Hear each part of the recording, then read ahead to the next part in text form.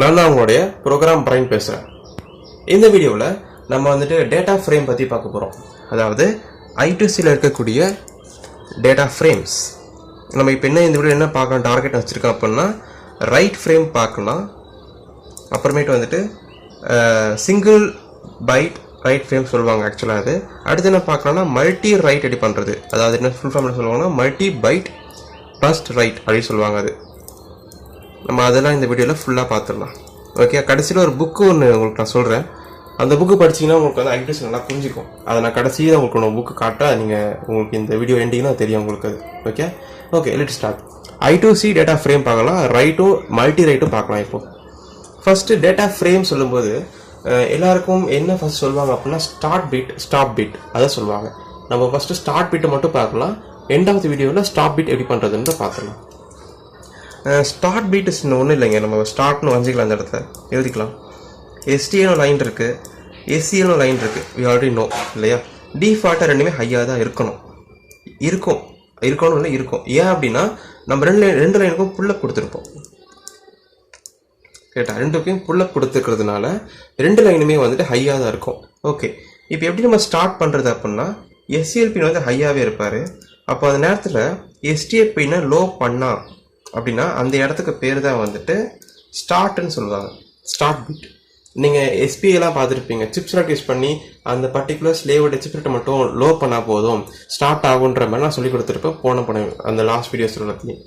ஆனால் இதில் வந்துட்டு ஸ்டார்ட் பிட் இது எப்படி இருக்குது அப்படின்னா ஹையாகவே இருக்குது, ஹைட்டு லோ போனால் ஸ்டார்ட் பிட். இதுதான் வெரி கான்செப்ட். ஓகே, இப்போ அதே மாதிரி இதுவும் வந்துட்டு இந்த மாதிரி நடக்குது. இன்னொரு கேள்வி கேட்கலாம், எதுக்கு I2Cயில் வந்துட்டு இந்த மாதிரி கர்வ் நீங்கள் வரைகிறீங்க? ஏன் நீங்கள் ஸ்கொயர் ஷேப்பில் வரைஞ்சா நீட்டாக இருக்கலாம்ல, பார்க்க நல்லா கற்றுக்கலாம்ல அப்படின்னு கேட்கலாம்.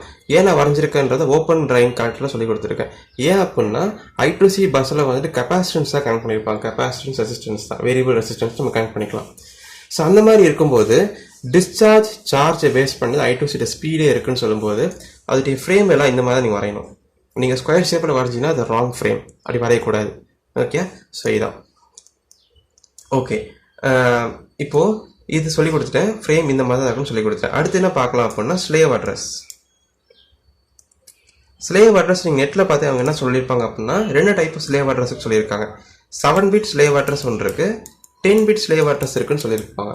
அது ஏன் அப்படி சொல்லியிருக்காங்க அப்படின்னா 7 பிட் இஸ் நத்திங் பட் 2^7, அதாவது 128 ஸ்லேவ் நம்மளால் வந்துட்டு கனெக்ட் பண்ணிக்க முடியும். அதனால் 2^10 அப்படின்னா 1023 ஸ்லேவ் நம்மளால் ஆட் பண்ணிக்க முடியும். லிமிட் இந்த 7 பிட் இருக்கிற அட்ரஸ் இருக்கக்கூடிய ஒரு ஸ்லேவ் யூஸ் பண்ணிங்க, ஸ்லேவ் அட்ரஸ் யூஸ் பண்ணிங்க அப்படின்னா 120 ஸ்லேவ் வரைக்கும் தான் அவங்களால வந்துட்டு யூஸ் பண்ண முடியும். இதே நீங்கள் வந்துட்டு 10 பிட் இருக்கிற மாதிரி ஸ்லேவ் அட்ரஸ் யூஸ் பண்ணிங்க அப்படின்னா 1023 ஸ்லேவ் யூஸ் பண்ணிக்கலாம், ஆட் பண்ணிக்கலாம். ஸோ பட் நம்ம வந்துட்டு இப்போதைக்கு இதான் யூஸ் பண்ண போகிறோம். அப்போது 7 பிட் தான் நமக்கு வரப்போகுது. ஓகே, 7 பிட் அட்ரஸ் வந்தாச்சு. ஆனால் இதில் இன்னொரு விஷயம் இருக்குது, டேட்டா எப்படி சேஞ்ச் ஆகுது, அடுத்த டேட்டாஸ் எப்படி அந்த இப்போது உதாரணத்துக்கு ஸ்லேவ் அட்ரஸ் வந்துட்டு 1 வச்சுக்கலாம், ஃபஸ்ட்டு பிட் 7 1 வச்சுக்கலாம். அடுத்து I2C வந்துட்டு MSB தான் ஃபஸ்ட்டு பிட்டாக ட்ரான்ஸ்ஃபர் ஆகும், LSB ஃபஸ்ட் ட்ரான்ஸ்ஃபர் ஆகுது. I2C எப்படின்னா MSB தான் ஃபஸ்ட்டு பிட்டாக ட்ரான்ஸ்ஃபர் ஆகும். அப்போ பிட் 7ல் வந்து ஃபஸ்ட்டு பிட் 7 வந்துட்டு 1 வச்சுக்கலாம். இந்த 1 அப்படிங்கிறது எப்படி ட்ரான்ஸ்ஃபர் ஆகும் வச்சுக்கலாம். இப்போ வந்துட்டு ஒரு இந்த இடம் இப்படின்னு வச்சுக்கலாம். 1ன்ற பிட் வந்துட்டு எனக்கு ட்ரான்ஸ்ஃபர் ஆகும் அப்படின்னா இவர் இப்படி போவார், இந்த இடத்துக்கு வருவார். 1ன்ற பிட் அதாவது டேட்டா வந்து 0 to ஹை பண்ணதுன்னா 1 போகும். அப்போ என்ன ஆகுதுன்னா இந்த லோன்ற இந்த மிடில் பாயிண்ட் இல்லையா, இந்த மிடில் வந்த பிறகு ஹை ஆகும். ஸோ இந்த இடத்துக்கு பேர் என்ன சொல்லுவாங்கன்னா டேட்டா சேஞ்சுன்னு சொல்லுவாங்க. ஸோ டேட்டா மாறுறது இப்போ அதே வந்துட்டு அடுத்த பிட் 0வாக இருக்கு அப்படின்னா இந்த இடம் வந்துட்டு உடனே மாறாது. இந்த பாயிண்ட்டுக்கு வந்த பிறகு அதாவது இங்கே லைன் வரைகிறேன்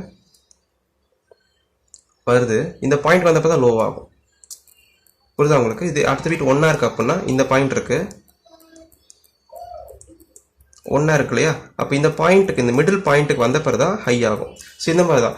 ஸோ டேட்டா இந்த லோ அப்படிங்கிறது நத்திங் பட் டேட்டா சேஞ்ச் ஆகுது. High is nothing but holding the data. இப்போ நீங்கள் 1ன்னு சொன்னீங்களே, அந்த 1ங்கிறது இந்த கிளாக்கில் இந்த இடத்துல இருக்கும். 0 சொன்னீங்களா, 0ன்றது இந்த கிளாக்கில் இந்த இடத்துல இருக்கும். அப்போ 1 சொன்னீங்கன்னா இந்த கிளாக் வந்துட்டு இந்த இடத்துல இருக்கும். ஸோ ஒரு டேட்டா ஃப்ரேம் அப்படிங்கிறது இந்த அளவுக்கு ப்ரெசிஷனாக ரொம்ப அக்யூரேட்டாக இருக்கணும். ஸோ நீங்கள் இப்போ புரிஞ்சுக்கலாம், ஒரு எஸ்சிஎல் பின்னில் வந்துட்டு லோ முக்கியமானது, ஹையும் முக்கியமானது. லோ வந்து யார் அப்படின்னா டேட்டா வந்துட்டு லோ டு ஹை மூவ் ஆகுது, ஹை டு லோ மூவ் ஆகுது, டேட்டா சேஞ்சுன்னு சொல்லிக்கலாம். ஸோ அந்த இடத்துல ஒரு டேட்டா ஃப்ரேமில் அது முக்கியமான லோ. அடுத்து வந்துட்டு ஹை அப்படிங்கிறது யார் அப்படின்னா டேட்டாவை ஹோல்ட் பண்ணுற இடம். ஸோ இதை ஹைன்றதை எப்படி டேட்டா ஹோல்ட் பண்ணுவார், ஹை கிளாக். ஓகே, ஸோ சொல்லி கொடுத்துட்டேன். ஸோ இந்த மாதிரி நீங்கள் வந்துட்டு 7 பிட் அட்ரஸை நீங்கள் கண்டினியூஸாக கொடுத்துட்டீங்க. அடுத்த பிட் யார் அப்படின்னா இந்த இடத்துல யார் இருக்கிற அப்படின்னா இந்த மாதிரி ஒரு சாக்லேட் மாதிரி கொடுக்கலாம். ஏன்னா 1 0 எதுவாக இருக்கலாம், அதனால இந்த மாதிரி ஹையாகவும் இருக்கலாம், லோவாக இருக்கலாம். ஸோ என்ன அர்த்தம் அப்படின்னா இந்த இடத்துல யார் இருக்கா அப்படின்னா 1 or 0, அதாவது ரீடா ரைட்டா, இது யார் அப்படின்னா 8th பிட். ஓகே, நீங்கள் இப்போது ரீட் பண்ண போகிறீங்க அப்படின்னு சொன்னீங்க அப்படின்னா அந்த இடத்துல 1 பண்ணணும். ரைட் பண்ண போகிறீங்க அப்படின்னா அந்த இடத்துல வந்து 0 நீங்கள் பண்ணணும். ஸோ நான் இப்போ ரைட் தானே பண்ண போகிறோம், ரைட் தானே படிக்க போகிறோம், அதனால் இந்த பிட் என்ன பண்ணிக்கலாம், 0 பண்ணிக்கலாம். 0 பண்ணி ரைட் பண்ணிட்டேன். நீங்கள் ரைட் பண்ண ஸ்டார்ட் பண்ண போகிறேன் அந்த ஸ்லேவ் அட்ரஸில். ஓகேவா? ஸோ அடுத்து என்ன செய்கிறாங்க அப்படின்னா அடுத்த பிட் வந்து அக்னாலஜ்மெண்ட். இந்த அக்னாலஜ்மெண்ட் பிட் வந்து என்னென்னா A/N போட்டுக்கலாமா, ஏசிகே NACKன்னு சொல்லுவாங்க. இந்த பிட் வந்து ஸ்லேவ்லேருந்து வர்றது. 0 பண்ணால் அக்னாலஜ்மெண்ட் வந்துருச்சுன்னு அர்த்தம், 1 பண்ணால் அக்னாலஜ்மெண்ட் வரல அதுன்னு அர்த்தம். நான் போன வீட்டில் சொல்லி கொடுத்தேன், அது உங்களுக்கு புரிஞ்சிருக்கும். ஓகே, இதுதான் ஒரு செட்டு. ஸோ டோட்டலாக வந்துட்டு இங்கே வந்துட்டு நமக்கு 7 பிட் நம்ம அட்ரஸ் கொடுக்கணும். டேட்டா சேஞ்சில் நடந்து கரெக்டாக கொடுத்துட்டோம். அடுத்து ரீடா ரைட்டா அதையும் சொல்லணும். ஸோ டோட்டலாக 8 bit plus 9th bit from slave address. 9 bit slave டிவைஸ்லேருந்து வரும் நமக்கு. Okay, super. ஸோ கிளாக் முடிச்சிட்டோம், டேட்டா கிடச்சிருச்சு நமக்கு.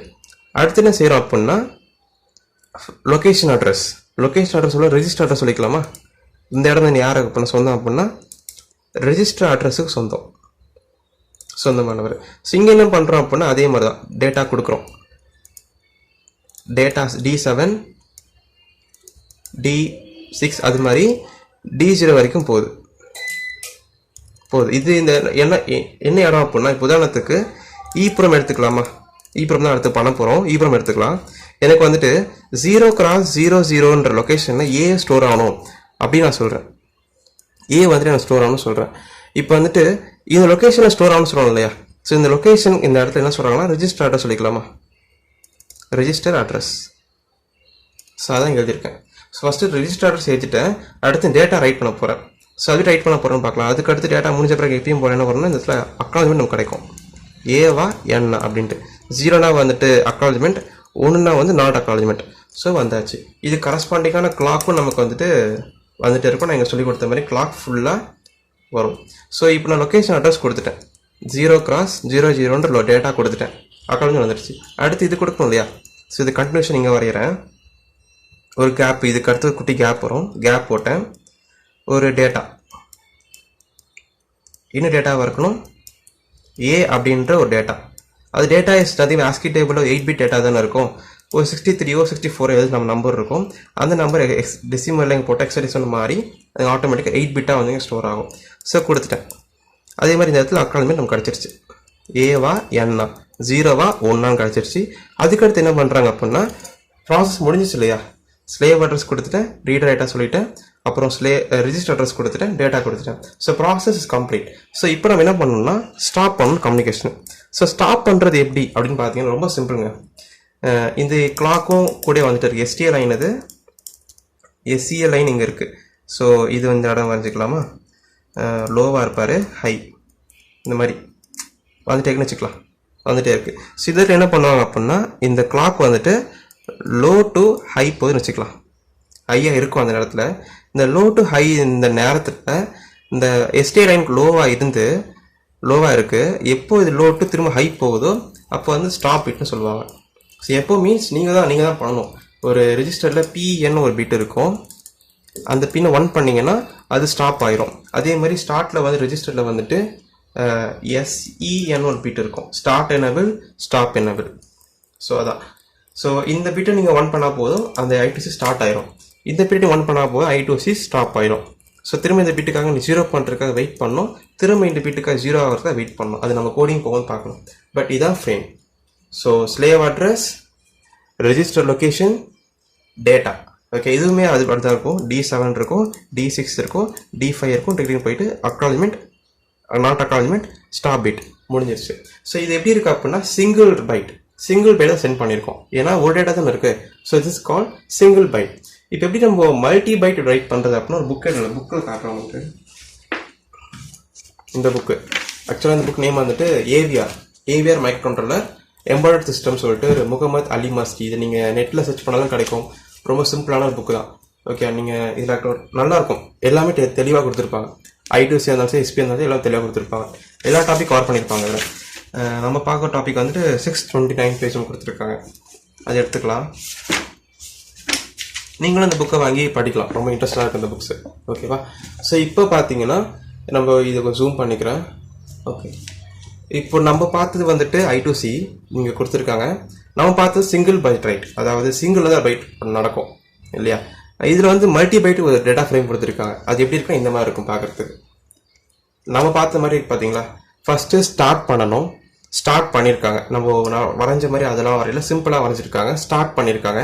அடுத்து ஸ்லேவ் அட்ரஸ் கண்டிப்பாக கொடுக்கணும். அடுத்து ரைட் தான் பண்ணியிருக்காங்கல்ல, 0 பண்ணியிருக்காங்க. அப்புறம் கண்டிப்பாக ஏசிக்கே வந்தாலும், அதனால் ஏ கொடுத்துருக்காங்கல்ல. அப்புறம் ஃபர்ஸ்ட் லொக்கேஷன். ஓகேவா? அடுத்து ஏசிக்கே. அடுத்து வந்து டேட்டா ஃப்ரேம் கொடுத்துருக்காங்க. ஆனால் நம்ம சொல்லி கொடுத்த டேட்டா ஃப்ரேம் கொடுத்த உடனே ஸ்டாப் பண்ணிட்டேன். ஆனால் இதில் வந்து ஸ்டாப் பண்ணலை. அப்போ கண்டிஷன் டேட்டா கொடுத்துட்டே இருக்காங்க. அது வந்து மல்டி பைட் ரைட், வேற ஒன்றும் கிடையாது. இவ்வளோதாங்க. நீங்கள் டேட்டா கடைசி கொடுத்துட்ட பிறகு ஸ்டாப் பண்ணாமல் ரன் பண்ணிட்டே கொடுத்துட்டே இருந்தீங்கன்னா that is call multi byte right சொல்லுவாங்க. நீங்கள் மல்டி பைட் இல்லாமல் சிங்கிளாக பண்ணால் சிங்கிள் பைட் ரைட் சொல்லுவாங்க. வேற ஒன்றும் டிஃப்ரென்ஸ் கிடையாது. ஆனால் எப்படி இது ஒர்க் அவுட் ஆகுது, அது ஒரு கேள்வி இருக்கு இல்லையா? இப்போ நான் எழுதி காட்டுறேன். ஸ்லேவ் அட்ரஸ் பண்ணி எழுதிக்கலாம். 00011 எழுதிக்கலாம். இதான் நம்மளுடைய ஸ்லேவ் அட்ரஸ், லொக்கேஷன் அட்ரஸ் வச்சுக்கலாம். நீங்கள் ஏன்னு நீங்கள் ஸ்டோர் பண்ணிட்டீங்க. அடுத்து நீங்கள் பின்னு சென்ட் பண்ணீங்க அப்படின்னா இந்த இனிஷியல் செட் பண்ண லொக்கேஷன் அட்ரஸ் இருக்கு இல்லையா, அது +1 ஆகும். 1 ஆகி ஆட்டோமேட்டிக்காக இது பி பேர் ஸ்டோர் ஆகும். அடுத்து நீங்கள் சின்ற சென்ட் பண்ணீங்க அப்படின்னா இந்த இனிஷியல் செட் அனுப்பின இந்த லொக்கேஷனில் வந்து ப்ளஸ் ஆச்சு இல்லையா? ஸோ இது +1, அப்போது அங்கே போய் இது ஸ்டோர் ஆகும். ஸோ அந்த மாதிரி தான் வந்துட்டு இது ஸ்டோர் ஆகணும் இப்போ ஒவ்வொன்றா. ஓகே, ஸோ இப்போ உதாரணத்துக்கு இந்த லொக்கேஷன்ஸ் 1 வச்சுக்கலாமா? இது வந்துட்டு 1ல் போய் ஸ்டோர் ஆகும். இது எங்கே ஸ்டோர் ஆகும்னா 2ல் போய் ஸ்டோர் ஆகும். லொக்கேஷன் வந்து +1 ஆகி 2ல் போய் ஸ்டோர் ஆகும். இது வந்து எங்கே ஆகும்னா +2 +1 ஆகி 3ல் போய் ஸ்டோர் ஆகும். அது மாதிரி ஒவ்வொரு டேட்டாவும் இனிஷியல் அட்ரஸ்ல இருந்து ப்ளஸ் ஆகி ஸ்டோர் ஆகிட்டே இருக்கும். ஸோ இது I2C உடைய ஃபீச்சர்ஸ். இது டிஃபால்ட்டாக இனிஷியல் அட்ரஸ்ல இருந்து நீங்கள் கொடுக்குற அடுத்தடுத்த டேட்டா வந்து இன்க்ரிமெண்ட் ஆகி ஸ்டோர் ஆகிட்டே இருக்கும். ஸோ இதான் வந்து மல்டி பைட் ரைட். ஸோ இப்போதைக்கு இது புரியுதுனால நோ ப்ராப்ளம், நோ பிரச்சனை. நம்ம வந்துட்டு இது நம்ம EEPROM படிக்கும்போது நம்ம SPL பண்ண மாதிரி EEPROM பண்ணுவோம், SPL பண்ண மாதிரி I2C EEPROM பண்ணுவோம். ஸோ அப்போ வந்து நமக்கு ஈஸியாக புரிஞ்சிடும். ஸோ இதான் கான்செப்ட். ஸோ அடுத்த வீடியோவில் மல்டி பைட் ரைட் அதை நம்ம எப்படி பண்ணுறதுங்கிறத அடுத்த வீடியோவில் பார்க்கலாம். ஸோ இந்த வீடியோ உங்களுக்கு பிடிச்சிருந்தது அப்படின்னா லைக் பண்ணுங்கள், ஷேர் பண்ணுங்கள், சப்ஸ்கிரைப் பண்ணுங்கள். அண்ட் அடுத்த bye from program brain. And have a nice day guys. Bye.